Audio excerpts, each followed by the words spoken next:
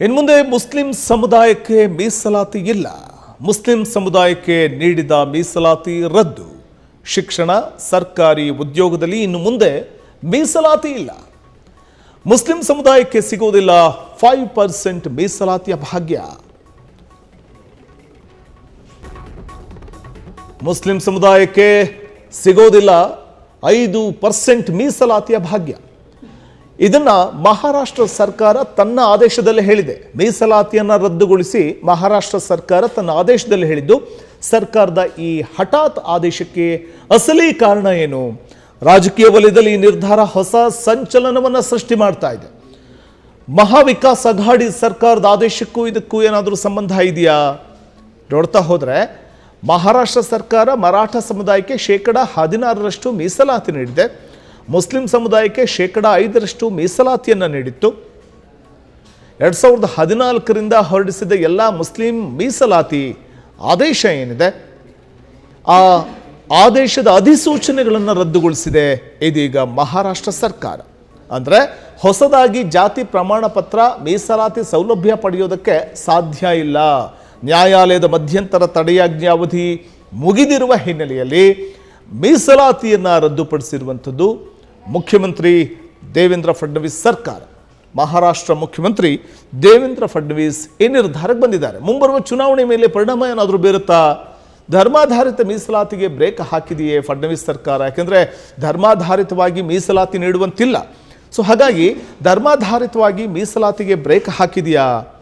ಇನ್ನು ಮುಂದೆ ಮುಸ್ಲಿಂ ಸಮುದಾಯಕ್ಕೆ ಹಾಗಾದರೆ ಮೀಸಲಾತಿ ಸಿಗೋದೇ ಇಲ್ವಾ? 5% ಮೀಸಲಾತಿ ನೀಡಲಾಗ್ತಿತ್ತು ಮಹಾರಾಷ್ಟ್ರ ಸರ್ಕಾರದ ವತಿಯಿಂದ. ಆದರೆ ಇನ್ನು ಮುಂದೆ ಮುಸ್ಲಿಂ ಸಮುದಾಯಕ್ಕೆ ಮೀಸಲಾತಿ ಇಲ್ಲ. ಧರ್ಮಾಧಾರಿತವಾಗಿ ಮೀಸಲಾತಿ ನೀಡುವಂತಿಲ್ಲ.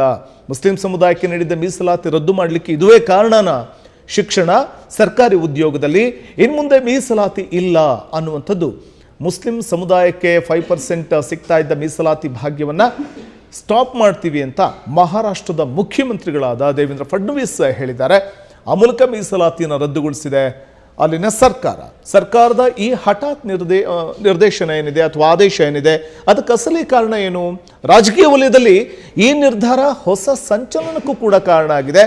ವಿಪಕ್ಷಗಳು ಒಂದಷ್ಟು ವಿರೋಧ ವ್ಯಕ್ತಪಡಿಸಬಹುದು. ಮಹಾವಿಕಾಸ್ ಅಘಾಡಿ ಸರ್ಕಾರದ ಆದೇಶಕ್ಕೂ ಇದಕ್ಕೂ ಏನಾದರೂ ಸಂಬಂಧ ಇದೆಯಾ ಅಂತ ನೋಡ್ತಾ ಹೋದರೆ, ಅಥವಾ ಮಹಾರಾಷ್ಟ್ರ ಸರ್ಕಾರ ಮರಾಠ ಸಮುದಾಯಕ್ಕೆ 16% ಮೀಸಲಾತಿ ಕೊಟ್ಟಿದೆ, ಮುಸ್ಲಿಂ ಸಮುದಾಯಕ್ಕೆ ಇದ್ದಂತಹ 5% ಮೀಸಲಾತಿ ಏನು ನೀಡಲಾಗಿತ್ತು, ಅದನ್ನು ಆ ಆದೇಶವನ್ನು ವಾಪಸ್ ತೆಗೆದುಕೊಳ್ಳುವಂತೆ ನಿರ್ಧಾರಕ್ಕೆ ಬರ್ತಾ ಇರುವಂಥದ್ದು. 2014ರಿಂದ ಹೊರಡಿಸಿದ್ದಂಥ ಮೀಸಲಾತಿ ಆದೇಶ ಇದು. ಅದರ ಅಧಿಸೂಚನೆಗಳನ್ನು ಇದೀಗ ದೇವೇಂದ್ರ ಫಡ್ನವೀಸ್ ಸರ್ಕಾರ ರದ್ದುಗೊಳಿಸುವಂಥ ನಿರ್ಧಾರಕ್ಕೆ ಬರ್ತಾ ಇದ್ದು, ಹೊಸದಾಗಿ ಜಾತಿ ಪ್ರಮಾಣ ಪತ್ರ ಮತ್ತು ಮೀಸಲಾತಿ ಸೌಲಭ್ಯವನ್ನು ಪಡೆಯುವುದಕ್ಕೆ ಸಾಧ್ಯ ಇಲ್ಲ ಅಂತ ಬಹು ಸ್ಪಷ್ಟವಾಗಿ ಮಹಾರಾಷ್ಟ್ರ ಸರ್ಕಾರ ಹೇಳ್ತಾ ಇದೆ. ಇದಿಷ್ಟೇ ಅಲ್ಲ ನೋಡಿ, ಅಲ್ಲಿ 2014ರಿಂದ ಎಲ್ಲ ಮುಸ್ಲಿಂ ಮೀಸಲಾತಿ ಆದೇಶ ಏನಿತ್ತು ಹೊರಡಿಸಲಾಗಿತ್ತು, ಅದನ್ನು ತಡೆಯುವಂಥ ನಿರ್ಧಾರಕ್ಕೆ ಮಹಾರಾಷ್ಟ್ರ ಸರ್ಕಾರ ಬಂದಿರುವಂಥದ್ದು. ಆ ಅಧಿಸೂಚನೆಗಳನ್ನು ರದ್ದುಗೊಳಿಸುವಂಥ ನಿರ್ಧಾರಕ್ಕೆ ಬಂದಿದೆ. ನ್ಯಾಯಾಲಯಕ್ಕೆ ಮಧ್ಯಂತರ ತಡೆಯಾಜ್ಞೆ ಅವಧಿ ಮುಗಿದಿರುವ ಹಿನ್ನೆಲೆಯಲ್ಲಿ ಮೀಸಲಾತಿಯನ್ನು ರದ್ದುಪಡಿಸಿದೆ ಸಿಎಂ ದೇವೇಂದ್ರ ಫಡ್ನವೀಸ್ ಸರ್ಕಾರ.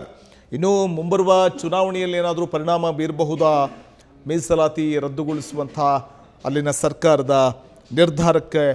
ಒಂದು ಕಡೆ ಒಂದಷ್ಟು ವಿರೋಧಾಭಾಸಗಳು ವ್ಯಕ್ತ ಆಗಬಹುದು. ಅದರ ಜೊತೆಗೆ ಏನಾದರೂ ಪರಿಣಾಮ ಬೀರಬಹುದಾ ಮುಂಬರುವಂಥ ಚುನಾವಣೆಯ ಸಂದರ್ಭದಲ್ಲಿ ಫಡ್ನವೀಸ್ ಸರ್ಕಾರಕ್ಕೆ ಅಂತ ನಾವು ನೋಡ್ತಾ ಹೋದರೂ ಕೂಡ, ಧರ್ಮಾಧಾರಿತ ಮೀಸಲಾತಿಗೆ ಬ್ರೇಕ್ ಹಾಕಿದೆಯಾ ಫಡ್ನವೀಸ್ ಸರ್ಕಾರ, ಅಥವಾ ರಾಜಕೀಯ ಕಾರಣಕ್ಕೆ ಏನಾದರೂ ಇಂಥ ನಿರ್ಧಾರಕ್ಕೆ ಬಂತ ಅನ್ನುವಂಥದ್ದೇ ಕುತೂಹಲಕ್ಕೆ ಎಡೆ ಮಾಡಿಕೊಡ್ತಾ ಇರುವಂಥದ್ದು.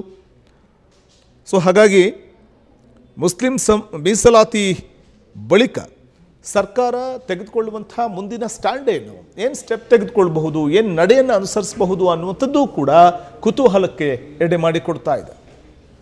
ಕ್ಷಣ ಕ್ಷಣದ ಸುದ್ದಿಗಳಿಗಾಗಿ ಫ್ರೀಡಂ ಟಿವಿ ಸಬ್ಸ್ಕ್ರೈಬ್ ಮಾಡಿ, ಲೈಕ್ ಮಾಡಿ ಹಾಗೂ ಫಾಲೋ ಮಾಡಿ. ಹೊಸ ಸುದ್ದಿಗಳ ನೋಟಿಫಿಕೇಶನ್ಗಾಗಿ ಬೆಲ್ ಐಕಾನ್ ಮೇಲೆ ಕ್ಲಿಕ್ ಮಾಡಿ.